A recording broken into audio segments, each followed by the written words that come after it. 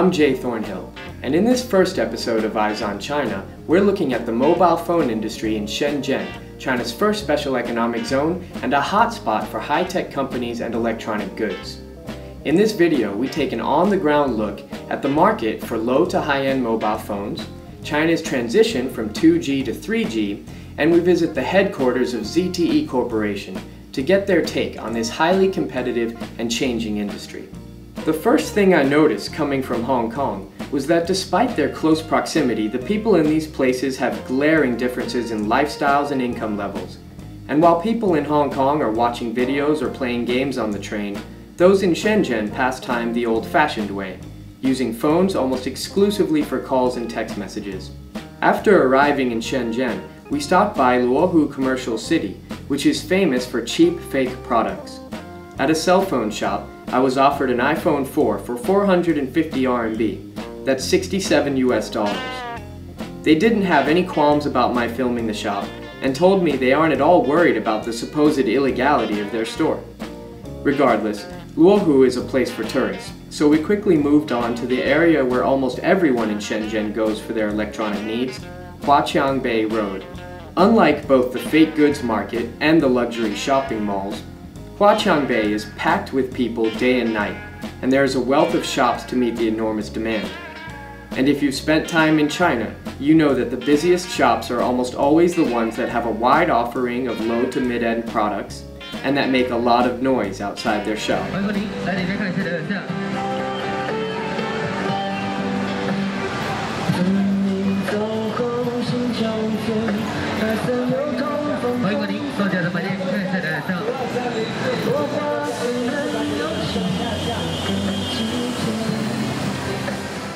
This is especially true for mobile phone stores, as there are hundreds of handsets in the 900 to 1300 RMB price range for people looking for inexpensive but stylish upgrades, and plenty of extremely cheap and simple handsets for first-time users, as mobile penetration in China is still at only 60%.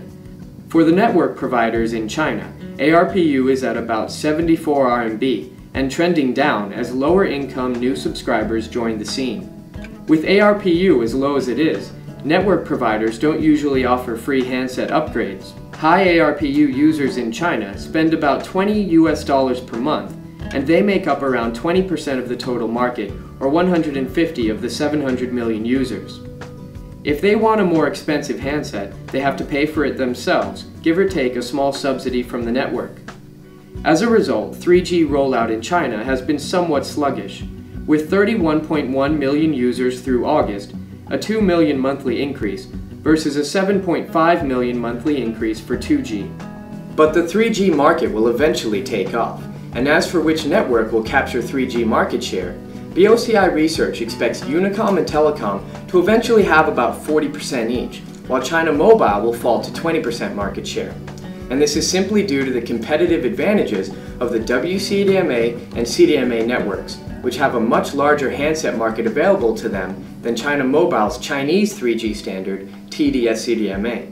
Although China Unicom has 1.5 million total ads per month, much lower than the 5 million and 3 million for mobile and telecom respectively, 1 million of Unicom's ads are 3G users with about 128 RMB ARPU, versus average ARPU of 60 to 65 RMB and 40 RMB for mobile and telecom.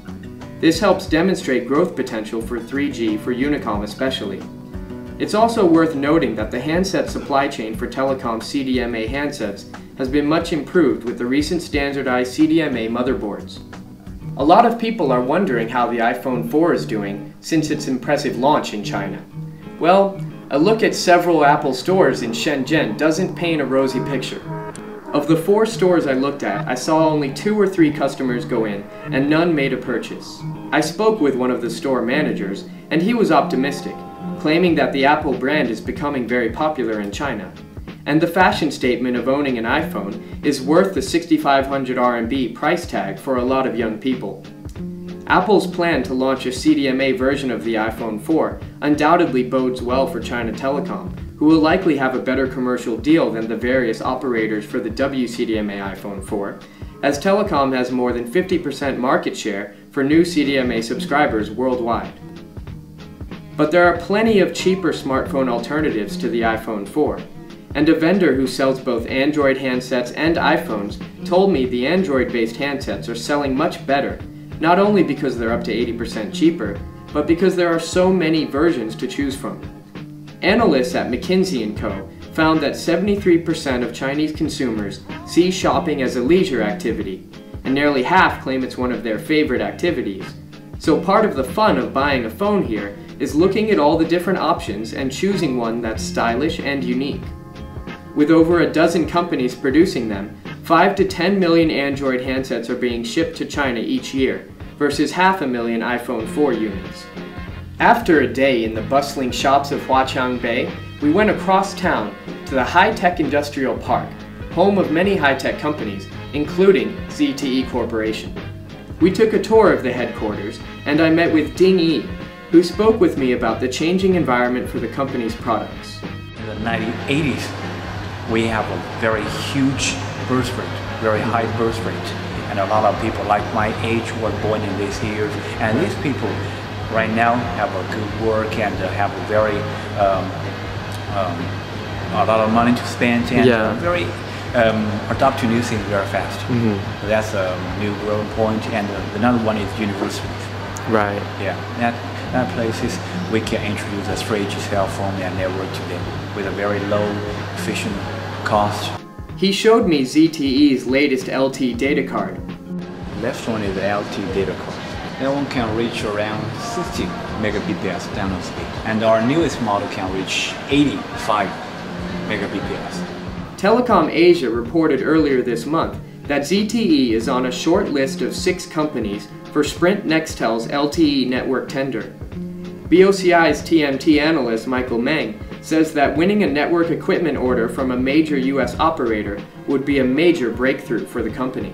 I asked him if the increasing bandwidth offered by the networks was really necessary, given that there's only so much bandwidth that can be used on a screen as small as a mobile phone. I think in the near future, not the Internet of Things. Internet of Things won't push the network, the system to the limit of the bandwidth, only in the video conference and the 3D technologies.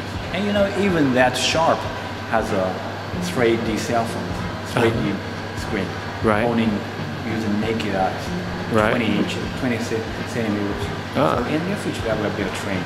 The 3D they have to transmit like the stereo phone, left and right. They will nearly use double of the capacities. While at the headquarters, we also took a quick look at ZTE's production line and customer service center. I found it interesting that many of their staff graduated from none other than ZTE University here in Shenzhen. A larger question in all this is how trends such as rising wages and the government's efforts to promote consumer spending will affect the telecom sector. The telecom industry as a percentage of GDP is declining because China's economy at large is growing faster than the mobile industry. The industry is growing, but competition is driving prices down while penetration is going up. According to BOCI research, 100% market penetration won't come until around 2020. Nonetheless, many Chinese consumers will want richer and better services, and in the next few years will want to upgrade handsets. With smartphones, they'll spend extra money on data packages in order to take advantage of the smartphone's capabilities. Investors question assumptions on long-term ARPU trend, as it has been declining for the last 10 to 15 years. People think it will pick up eventually, but so far we haven't seen it yet. With BOCI Eyes on China, I'm Jay Thornhill.